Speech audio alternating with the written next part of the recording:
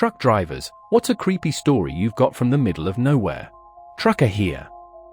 I think the best, creepy thing that ever happened to me was I was heading from Tucson, Arizona up into Salt Lake City, UT.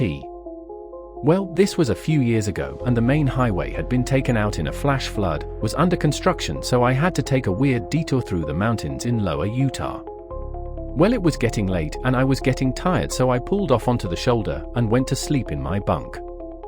Now this was in the middle of nowhere, closest town was like 40 miles away, so it is completely pitch black outside once I turn the lights off. Anyway, around 4 a.m. I wake up because I'm hearing something messing with my truck, like playing with the air and power cables between my cab and the trailer, which is literally 6 inches from where my head is at, but on the outside of the cab. Then I feel something climb onto the landing that's on the back of my truck and it shakes my whole truck, so I'm guessing something around 200 to 300 pounds was climbing around back there. I'm thinking like a mountain lion or a bear. At this point I'm wide the F awake and I want to get this thing away from me, so I slam my hand into my cab wall trying to scare whatever is out there, slam hard enough to really make it loud.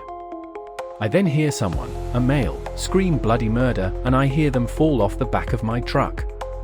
I then hear about 15 other people all around my truck yelling.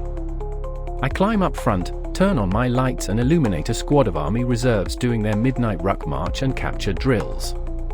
Turns out these guys were supposed to go find an abandoned truck and secure it for their midnight drills. That truck was 3 miles back down the road. They were not expecting me to be sleeping there and thought I was part of the drill.